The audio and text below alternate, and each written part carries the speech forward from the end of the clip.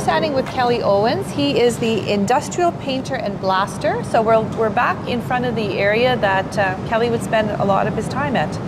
Tell us a little bit about your job and what that entails.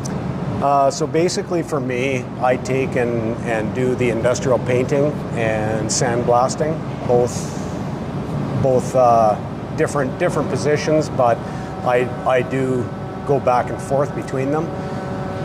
With the painting side of it, I'll do everything from the prep work on the material to taking and pre-wash priming, painting. Some of it has to be Sikaflexed around some of the welds and stuff like that, just for sealing purposes. There's also anti-skid that's applied to some of the parts. So there's quite a dynamic of what you have to do with the painting side of it and everything else. And then you're dealing with different colors. You're dealing with some different products with your paints and everything. Other than that, that's kind of a general scope as to what you're going to experience as a painter, anyways. So, what kind of education did you come in with for this job? Was it kind of training on the job, or did you have a? For myself, course? I came in when I came into Demur Industries. I've been with Demur now for just about 7 years, or it's been 7 years now, I guess. I came in. I was certified as an automotive technician. Oh, okay. Originally. When I was originally taken on with Demur, we had a project going on that required the expertise of electrical work on a cab unit that we had done. So when I first came on, I came on as that, with the technical side of it, the technician side of it. And because I did have some painting experience and stuff through the automotive industry, I was able to transition into the painting position here with doing the industrial painting. A lot of it kind of was on job and everything, but we do have, like, through our manufacturer, we've gone through some courses and stuff like that as to paint application and your thickness of your paint, how to measure your paint thickness and that sort of thing. So there is a science to painting. It's not just a matter of. It's not just a matter of picking up a gun and pulling the trigger. No, yeah, absolutely not. Yeah, and I mean, for each person that does it, it's going to be different.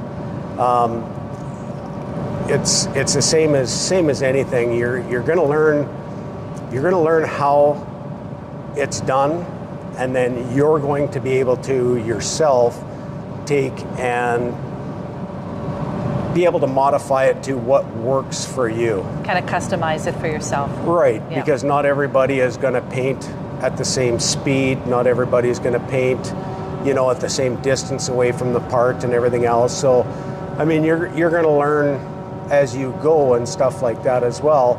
What kind of pressures you need to be at. How much product you need coming out of the gun as compared to the air that's coming out of the gun with the product, and how the distance you need to be away from the product in order to get the proper coverage and the coating that you want. The end result. Yeah. Right. Yeah. So from start to finish, from the sandblasting to this stage, how much time would you spend on a piece if you were going to, On a piece? Yeah.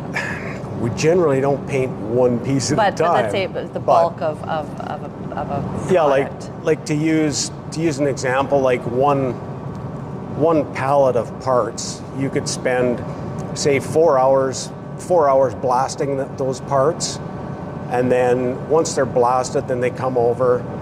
Your pre-wash priming, your priming, and your painting generally is a 10-hour shift to do those 25 parts. Yeah, because you've got a pre-wash prime stage, which is an etching primer. Then you've got a primer that goes on. Then you've got a period of time after you've primed or whatever before you can paint, because with us, our booth also will take and bake the product as well. Oh, okay, yeah. So you put it on a bake cycle for a length of time, and as that's going, that generally gives you enough time to do up a lot of your paperwork that you've got to do and everything else. Get everything prepped for all of that. And between each step, you're also measuring the thickness of the product that you've actually put on to the blasted product. Same with blasting. Once it's done blasting, you take measurements of the profile of that product. Yeah. So quite the process involved here. Yeah.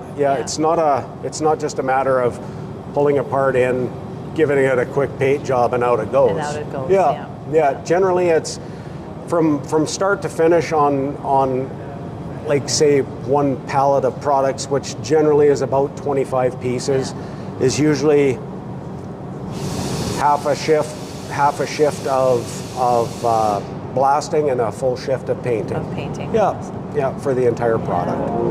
Yeah. Well, thank you so much, Kelly, for giving us an insight into this portion of Dumore Industries. Yeah,